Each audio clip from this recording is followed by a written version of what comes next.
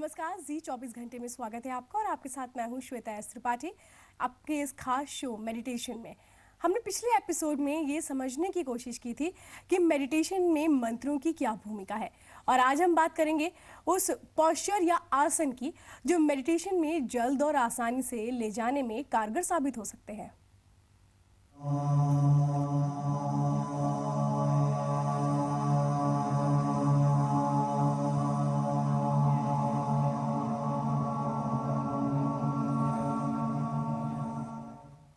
तो मेडिटेशन में आसान क्या कुछ हो सकता है, ये हम आपको लगातार बता रहे हैं। और कौन से वो आसान आसन हैं जिनसे आप मेडिटेशन आसानी से कर सकते हैं। आसन वो हों जिसमें आप विश्राम की हालत में हो। आसन कोई भी हो सकता है, लेकिन उसकी खासियत क्या होनी चाहिए ये हम आपको बताएंगे।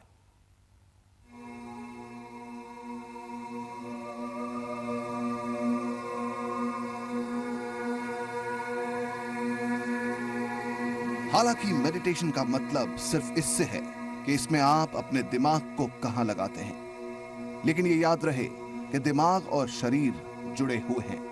इसलिए अच्छे आसन आपको मेडिटेशन में केंद्रित करने में मदद करते हैं। अच्छे आसन जख्मों को भरने, तनाव खत्म करने और दर्द को दूर करने में भी काम आते हैं। साथ ही इनसे मेडिटेशन में और आगे बढ़ने में मदद मिलती है। लेकिन ये सही पोस्चर या आसन कौन से होते हैं, उनका जिक्र करेंगे, लेकिन पहले ये समझें कि अच्छे आसन की खासियतें क्या हैं।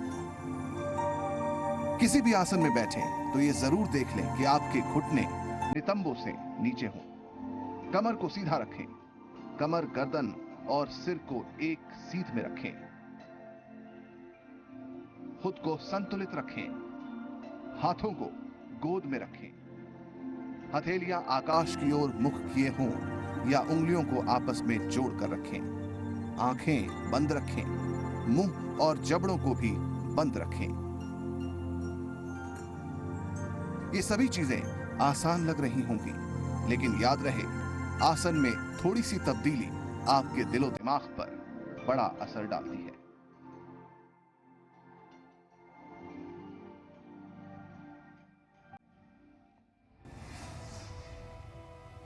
और चलिए आसनों की शुरुआत करते हैं और गुरुजी से जानते हैं कि ध्यानात्मक आसन आखिर क्या है और आखिर इसकी ज़रूरत क्यों है, कैसे इसकी प्रैक्टिस हो सकती है और क्या कुछ फायदे हो सकते हैं इससे। जी गुरुजी। देखिए, ध्यान में यानी मेडिटेशन में आधार है श्वास का सहज और लयबद्ध होना। यानी ध्यान श्वास की सहजता पर निर्भर करता है, लेकिन श्वास की सहजता आसन पर निर्भर करती है। आपने देखा होगा कि जब हम ट्रेन में चलते हैं तो जब तक ट्रेन स्पीड में होती है, हम लोग पैसेंजर्स उसमें बैठे रहते हैं, लेकिन कोई चित्रकारी करना, सुई में धागा पिरोना, कोई सुंदर हैंडराइटिंग में कोई चीज़ लिखना, वो सब कुछ संभव नहीं हो पाता। और वो सब कुछ संभव इसलिए नहीं हो पाता क्योंकि ट्रेन मूवमेंट में है और हम सब अस्थिर बने हुए हैं। जिस समय गाड़ी रुक जाती है, कंपार्टमेंट स्थिर हो जाता है, तो उस समय हम लोग चित्रकारी भी कर सकते हैं, सुई में धागा पिरो सकते हैं, बहुत अच्छे हैंडराइटिंग में अपनी बातें लिख सकते हैं। तो इसी तरह से जब तक ये शरीर चलायमान है, दौड़ते हैं तो उस समय श्वास की गति कुछ और होती है, चलते हैं उस समय श्वास की गति कुछ और तरह की होती है, खड़े होते हैं, रुक जाते हैं तो कुछ और, बैठते हैं तो कुछ और लेटते हैं तो कुछ और तरह की हो जाती है। इसी तरह से जो संवेगात्मक आघात हमारे ऊपर होते हैं, आदमी आराम से बैठा हुआ है, लेटा हुआ है, लेकिन एकदम से उसको कोई बहुत बड़े लॉस की सूचना आ जाए तो उसका श्वास डिस्टर्ब हो जाता है। व्यक्ति आराम से बैठा हुआ है, एकदम से उसे पता चले कि कोई सांप उसके पैर के नीचे आ गया है तो उसकी गति सांस की कुछ और हो जाती है। ऐसे ही विभिन्न जो हमारे भावात्मक संवेग हैं, हमारे जो इमोशंस हैं, वो भी हमारे श्वास को प्रभावित करते हैं। तो हम ऐसा आसन लेते हैं ध्यान के लिए कि जिसमें हमारा उदर, हृदय और मस्तिष्क का संतुलन बना रहे, पहली चीज़। दूसरी चीज़, क्योंकि ध्यान में लंबे समय तक बैठने का अभ्यास करना होता है, तो ऐसे आसन लिए जाते हैं जिससे हमारे मल मूत्र आदि का जो त्याग है वो सूक्ष्म हो जाए, यानी हमें अर्जिज जो अर्ज होती है किसी तरह की, वो उस पर विराम लग जाए। तीसरी चीज़ ये कि भूख प्यास आदि कंट्रोल हो जाए, जिससे कि हमारा ध्यान उनकी वजह से बटे नहीं। तो ऐसे आसनों को ध्यानात्मक आसन कहा जाता है। तो यूँ तो भगवान शिव ने जब योग की शिक्षा उपदेश माँ पार्वती को दिया तो उनको बताया कि आसनानि समस्तानि यावंतो जीव जंतव। हे पार्वती, जितने जीव जंतु दुनिया में हैं उतने ही आसन होते हैं, उन सब के अपने फ़ायदे हैं, अपनी इम्पोर्टेंस है, लेकिन उसके बावजूद भी ध्यानात्मक आसन अलग हैं। इसी तरह से जो शरीर को स्वस्थ पुष्ट रखने वाले आसन हैं वो और तरह से हैं, लेकिन चाहे ध्यान की प्रक्रिया हो और या फिर शरीर को निरोग रखने की प्रक्रिया हो, उसमें हम आसन को अवॉइड नहीं कर सकते। जी, तो लेकिन एक बात और मैं जानना चाहूँगी यहाँ पर भारत भूषण जी, कि ध्यानात्मक आसन को किया कैसे जाएगा, और जब तक ये आसन ना आ जाए क्या तब तक ध्यान नहीं हो सकता? बिल्कुल ठीक बात है कि जब तक हम आसन की प्रतीक्षा नहीं करेंगे, सब कुछ साथ साथ चलेगा। आसन का अभ्यास भी चलेगा और साथ में ध्यान का अभ्यास भी चलेगा, क्योंकि ध्यानात्मक आसनों में विशेष रूप से हम बैठते हैं पद्मासन में। अब पद्मासन की स्थिति आप एक बार देखिए, मैं ही आपको लगा के दिखाता हूँ। आराम से बैठे, पैर फैला करके, एक पैर को आपने उठा करके और जंघा के ऊपर लगा लिया, ऐसे कि एड़ी जो है वो उधर मूल को टच कर रही हो। इसी तरह से फिर दूसरे पैर को ऊपर टिका लिया, यानी बायां पैर दाहिने जंघा मूल को, उधर मूल को टच कर रहा है, यानी पेट के निचले हिस्से को, और जो दाहिना पैर है वो बाईं तरफ पेट के निचले हिस्से को टच कर रहा है। दोनों घुटने ज़मीन पर टिके हुए हैं, नितंब भाग और घुटने ये एक लेवल पर है, नीचे एक त्रिकोण बन गया है। इस अवस्था में हमें बैठना चाहिए। लेकिन अब आज का जो आदमी का जीने का तरीका है, वो ना तो खाना खाने के लिए नीचे बैठते हैं, ना आसन पे नीचे बैठते हैं, खड़े खड़े सारा काम कर लेते हैं, क्योंकि हम लोग बहुत जल्दी में होते हैं। फास्ट लाइफ है, खाना तक हमने फास्ट फूड कर दिया, खाते खाते चलते हैं, चलते चलते खाते हैं। इस तरह की अजीब सी स्थिति बनी हुई है। तो इस तरह का आदत नहीं रही व्यक्ति को। तो जिनको ये आसन, इसको सर्वोपरि आसन, क्योंकि जो आसन हमें ध्यान में न पहुंचाए, उस आसन का कोई लाभ हम आध्यात्मिक दृष्टि से नहीं मानते हैं। बाकी जितने आसन हम करते हैं वो इसलिए करते हैं ताकि ध्यानात्मक आसन करना आसान हो जाए और हम आसानी से उनको कर सकें। इसको कहा गया है कि इदम पद्मासनम प्रोक्तम सर्व व्याधि विनाशनम, यानी ध्यान तो लगता ही है लेकिन समस्त व्याधियां भी इससे समाप्त हो जाती हैं। और ऐसा दुर्लभ आसन है, दुर्लभम ये न केनापि धीमता लभ्यते भुवि। ये दुर्लभ आसन है क्योंकि ऐसी चीज़ बहुत कम होती है जो हर किसी के लिए फ़ायदेमंद हो। तो पद्मासन सबके लिए फ़ायदेमंद, स्त्री पुरुष सब कर सकते हैं। प्रेग्नेंट लेडी भी कर सकती हैं, और जो हमारी बच्ची हैं वो भी कर सकती हैं, जो हमारे बुजुर्ग हैं वो भी कर सकते हैं, बच्चे भी कर सकते हैं। और इससे मज़े की बात यह है कि हमारा उदर, हृदय और मस्तिष्क, इन तीनों में एक रिदम बन जाती है और हम विचलित नहीं होते, अधिक समय तक स्थिर होकर बैठ सकते हैं। दूसरा और ध्यानात्मक जो आसन होता है वो सिद्धासन कहलाता है, लेकिन वो तपस्वियों के लिए है, या उन लोगों के लिए विशेष रूप से जो हमेशा ब्रह्मचर्य में रहना चाहते हैं, और या फिर वो लोग जो गृहस्थ आश्रम की सीमा को पार कर गए हैं। उसमें क्या करते हैं कि हम इसी तरह से आराम से पैर फैला के बैठ जाते हैं, लेकिन इसमें एड़ी को हम अपनी सीवनी नाड़ी से टिकाते हैं। जहाँ जंघाएं हमारी मिल रही हैं, तो जंघाओं के मिलने के स्थान पर एक लाइन बनी हुई है, अंडकोश से और गुदा तक सीधी लाइन खींची हुई है। तो उस लाइन के मध्य में हम एड़ी को टिका देते हैं और दूसरे पैर को ऊपर गुल्फ में टिका देते हैं। तो ये आसन, ये पूरी तरह से आध्यात्मिक आसन है जो ध्यान की गहन साधना करने वाले लोगों को ज़रूर करना चाहिए, क्योंकि इसमें स्पष्ट बता दिया गया कि मोक्ष कपाट भेद जनकम सिद्धासनम प्रोच्यते। ये सिद्धासन वो है जो मोक्ष के कपाट खोलने का रहस्य खोल देता है हमारे लिए। आपको यहाँ जी24 घंटे के माध्यम से इतनी आसानी से ये गूढ़ रहस्य योग साधना के मिल रहे हैं, लेकिन इनको उतनी ही मजबूती के साथ पकड़ेगा भी। सिर्फ ये इन्फॉर्मेटिव क्लास नहीं है कि हम बता रहे हैं, आप सुन रहे हैं और आप उठ करके चले जाएंगे। तो इसका मतलब ये है कि आप ना गुरु का सत्कार कर रहे हैं, ना आप विद्या का सत्कार कर रहे हैं, और ना ही आप हमारे इस प्रयास का सत्कार कर रहे हैं। तो don't be a silent listener but be a practitioner. जो चीज़ें आपको बताई जा रही हैं, आप सिद्धासन की प्रैक्टिस करिए, आप पद्मासन की प्रैक्टिस करिए, क्योंकि प्रैक्टिस किए बिना विद्या अभ्यसने नैव प्रसीदति।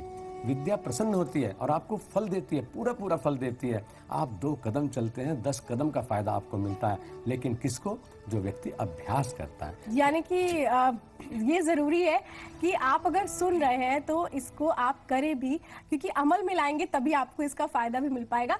लेकिन यहाँ पर भारत भूषण जी, एक बात और जानना चाहूँगी कि आपने ये बताया कि हर उम्र का कोई भी इंसान हो, बच्चा, बूढ़ा, जवान, कोई भी हो, वो ध्यानात्मक आसन कर सकता है। लेकिन क्या कोई तय वक्त भी है कि इसे सुबह किया जाए, शाम को किया जाए, दोपहर को ना किया जाए? देखिए, अब साधना का समय होता है, लेकिन एप्लीकेशन 24 घंटे करना पड़ता है। आपको बिल्कुल ठीक आपने पूछा कि एक निश्चित समय आपको तय करना पड़ेगा, वरना क्या होता है, हम सोचते हैं अरे घर में है, किसी भी समय कर लेंगे, आज तो सुबह गेस्ट आ गए तो चलो 1 घंटा लेट कर लेते हैं, फिर करेंगे। और वो मन की ढील हमें इस स्थिति तक पहुंचा देती है कि फिर सोचते हैं आज तो रह गया, कल कर लेंगे। तो इसलिए इसमें कोई कंप्रोमाइज़ नहीं होती। गुरु प्रतिष्ठ मार्गेण योगमय व समभ्यसेत। जब गुरु के साथ में आपने कंप्रोमाइज़ कर लिया कि वो अपने अनुभव की जो पूंजी है, अपनी साधना की पूंजी है, वो आपको देने के लिए तैयार है, तो फिर आपको इतना कमिटेड होना पड़ेगा कि आप पूरे तरह से उसका अभ्यास करिएगा। एक समय निश्चित कर लीजिए कि सुबह को उठ करके शौच आदि से निवृत्त होकर के सूर्योदय से पूर्व मुझे ध्यान की प्रक्रिया को अपने करना है। तो वो 10 मिनट, 15 मिनट, 20 मिनट, धीरे धीरे समय बढ़ता रहेगा। जब आप बैठेंगे, शुरू में लगता है कि मैं क्योंकि वायदा कर लिया इसलिए बैठा हूँ, फिर उसके बाद आप इसलिए बैठोगे कि आपको जो 1 घंटा आप मेडिटेशन में देते हैं, उससे 4 घंटा आपका टाइम बढ़ जाता है। कमाल की बात यह है कि मेडिटेशन में दिया गया समय एक्सपेंडिचर में नहीं आता है। ये वो इन्वेस्टमेंट है जो कई गुना होकर के आपको मिलता है और जन्म जन्मांतर तक उसका फ़ायदा आपको मिलता है। जी, यानी कि एक चीज़ बहुत ज़रूरी है कि जहां आप पैसे का इन्वेस्टमेंट करते हैं, अपने भविष्य को सिक्योर करते हैं, तो कहीं ना कहीं ध्यान को भी इन्वेस्टमेंट में आप लाइए और उसके जरिए अपने जीवन को सार्थक बनाइए, अपने जीवन की मुश्किलों को दूर करिए। तो क्या कुछ और उपाय हो सकते हैं, और अगर आपने एकदम शुरुआत की है तो फिर क्या कुछ सावधानियां रखनी चाहिए, इस पर भी हम बात करेंगे। यहाँ पर रुकेंगे एक छोटे से ब्रेक के लिए।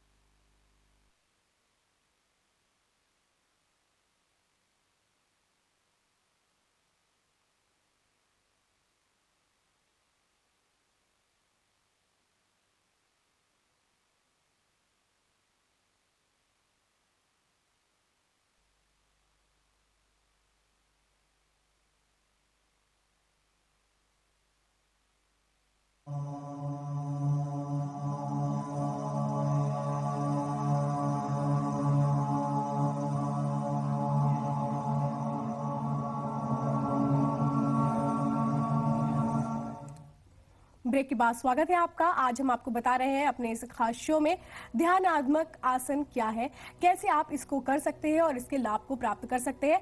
हमारे साथ पद्मश्री योग गुरु भारत भूषण जी जुड़े हुए हैं। भारत भूषण जी, आपने ब्रेक से पहले तो हमें ये बताया कि इस आसन को कैसे करना चाहिए, इसके क्या फायदे हैं और क्या वक्त होना चाहिए इस आसन को करने के लिए। लेकिन एक सवाल मेरा ये है आपसे कि कई लोगों का वजन ज्यादा होता है, ऐसे में उनके लिए ये आसन करना शायद इतना सहज ना हो पाए, मुश्किल हो, तो फिर वो क्या करें? हमारी यात्रा उस स्टेशन से शुरू होती है जहां हम खड़े हुए हैं। कोई मोटापे के स्तर पर है, तो कोई बीमारी के स्तर पर है, कोई तनाव के स्तर पर है, तो कोई कुंठाओं के स्तर पर है। इसका मतलब ये नहीं है कि हम प्रयास छोड़ दें, क्योंकि योग का जो सबसे बड़ा उपदेश दिया गया, या ये कहें कि योग की और मेडिटेशन की जो सबसे ज़्यादा इम्पोर्टेंस है, वो उस व्यक्ति के लिए है जो व्यक्ति दुख में, तनाव में, परेशानी में, भारीपन में, रोग में जी रहा है। उसे उससे बाहर निकलना है, क्योंकि योग साधना है और साधन है। तो हम जब ध्यान की साधना करते हैं तो उसमें ऑटो सजेशन से हम लोग अपने आप को इम्प्रूव करते हैं। ऐसे ही ऑटो सजेशन से ही हम अपने आप को गिराते भी हैं। कोई अगर मोटी है मेरी बहन और उसको कोई बता दे कि भाई तुम्हारे बस का तो अब ये नहीं है, तो उसे लगने लगता है कि अब तो हम आउटडेटेड हो गए और अब हमारा बॉडी जो है कोऑपरेट नहीं कर रहा है। नहीं, आपने बड़े प्रयास से, बड़ी मेहनत से, लगन से अपने आप को इतना थुलथुल और मोटा बनाया है। है ना, खूब खाया है, खूब आराम किया है, खूब लापरवाही की है, धीरे धीरे कब को आप मोटे हो गए आपको पता ही नहीं चला। ऐसे ही आप धीरे धीरे अभ्यास में आ जाइए। आप कब को छट करके जो है 60 किलो के और 55 किलो के हो जाएंगे, आपको पता ही नहीं चलेगा। आप यात्रा शुरू तो करिए। दूसरी चीज़ ये है कि आज आप भारी भरकम हैं, तो इसलिए आप आज के लिए जो सुगम है वो करिएगा। इसमें हम सुख आसन में भी बैठ सकते हैं, क्योंकि कुर्यात् तदासनम स्थैर्यम आरोग्यम च अंग लाघवम, यानी आसन हमें करना ज़रूर है, क्योंकि इससे हमें स्थिरता मिलती है, आरोग्य मिलता है, और दूसरी चीज़ दुनिया में जीने के लिए जो हम चाहते हैं खूबसूरती, वो हमें मिलती है। कोई भी आप में से नहीं चाहता कि मैं भद्दा लगने लगूं। हर कोई चाहता है कि मैं खूबसूरती पैदा करूं, और खूबसूरती शरीर की जो दिखती है वो मन की अवस्था से दिखती है। एक जो एकदम सौम्य दर्शन माँ है, उसकी खूबसूरती देखने लायक है, लेकिन जब उसके बच्चे के ऊपर कोई हमला कर दे तो वो एकदम चंडी का रूप ले लेती है, उसकी सारी खूबसूरती दूसरी तरह की हो जाती है। तो ऐसे ही हम इसे पाने के लिए अभ्यास करें, सुखासन में बैठें। सुखासन का मतलब साधारण चौकड़ी मार करके बैठना। मैं देखता हूं कि बहुत से लोग ऐसे क्योंकि आदी नहीं है बैठने के, मोटा ही नहीं, पतले लोग भी हमने देखे हैं जो हैं तो दुबले पतले, लेकिन उनको अगर ऐसे बैठने के लिए कह दें तो उनके पैर ऐसे हो जाते हैं, ऐसे बैठते हैं। अब ये बैठना कोई आसन नहीं है। ऐसे करने में हमारी रीढ़ का कोई सहयोग हमें नहीं मिल रहा है, बल्कि रीढ़ के निचले हिस्से में तनाव आ जाता है।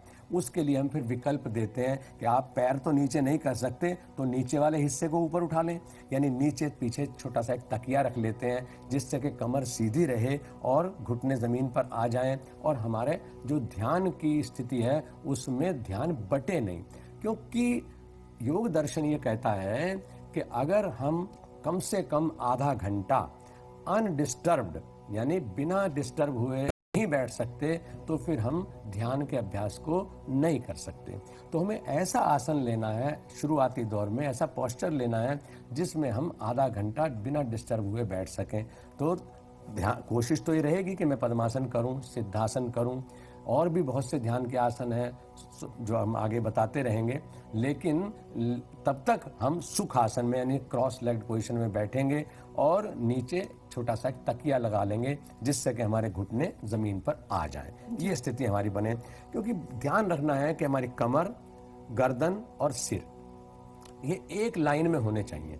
ये एक लाइन में लेने के लिए जो भी पोस्चर आपको अनुकूल हो, लेकिन ये मत सोचिएगा कि लेट करके कर देंगे इस काम को। लेट करके तो आप कहेंगे बिल्कुल सीधा हो गया मैं, तो वो सीधापन किसी काम नहीं आएगा।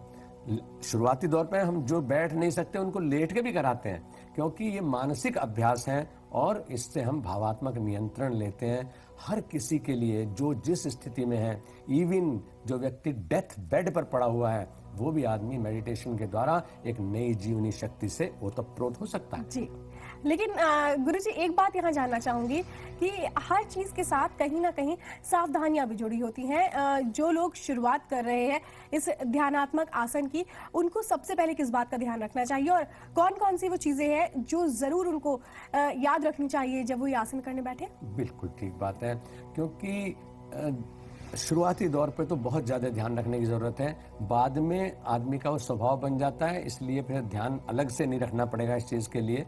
लेकिन ये ख़ास तौर से ध्यान रखें कि जब दिया जलाते हैं तो अंधेरा भागता है, हम अंधेरे को रोकें नहीं, उसे निकल जाने दें। ऐसे ही जब ध्यान का दिया जलता है तो हमारे जो शारीरिक आसन में बैठेंगे तो शरीर के विकार निकलेंगे, और जब हम ध्यान में जाएंगे प्राणायाम के माध्यम से और एकाग्रता के माध्यम से, तो उस समय हमारे मन के विकार निकलेंगे। तो जब हमारे विकार यानी गंदगी निकलती है, उसको रोकना नहीं चाहिए। सर्व रोगा मलाश्रया, मल के अंदर ही सारे रोग अपना स्थान पाते हैं, वहीं से वो पनपते हैं। इसलिए जब हम अभ्यास करेंगे तो क्या होगा, आसन करेंगे और देर तक बैठेंगे, मन को वहाँ से शरीर से हटा करके जहाँ लगाना है वो आगे के स्टेप्स में हम बताएंगे। तो वहाँ लगाते समय शरीर से ये स्थिति हो सकती है कि कुछ मल निकले। मल पसीने के रूप में निकल सकता है, मल खांसी के रूप में निकल सकता है, मल छींक के रूप में निकल सकता है, विंड पास हो सकती है, यूरिन जाने की इच्छा हो सकती है, टॉयलेट जाने की अर्ज आपको हो सकती है। तो ये ना सोचेंगे अब तो ध्यान में आधा घंटे के लिए बैठना है, सब कुछ दबाए बैठे हैं। पता चलेगा कि कुपित वायु ने हार्ट पे नुकसान पहुंचा दिया, कुपित वायु ने आंखों को नुकसान पहुंचा दिया, कुपित वायु ने सिर में दर्द कर दिया। तो हम योगाभ्यास हमारे लिए है, हम योगाभ्यास के लिए नहीं है। जी, क्रियाओं यानी को कि इसलिए अपनाना है। बिल्कुल गुरुजी, यानी कि शारीरिक कष्ट को याद रखिए कि बहुत इतना कष्ट मत शरीर को दे दीजिए कि मुश्किलों में आ जाइए। और जो बातें भी गुरुजी ने बताई हैं इसको आप बहुत ध्यान में रखिए, क्योंकि जब आप ये आसन करने बैठ रहे हैं तो ये महत्वपूर्ण जो बातें हैं ये आपको याद रखना भी जरूरी हो जाएगा। और हमारे साथ पद्मश्री योग गुरु भारत भूषण जी इस खास पेशकश में जुड़े, तमाम महत्वपूर्ण बातें हमें बताई, इसके लिए गुरुजी बहुत बहुत धन्यवाद। धन्यवाद। तो हमारे आज एपिसोड में बस इतना ही। मुझे और मेरी पूरी टीम को दीजिए इजाजत। नमस्कार।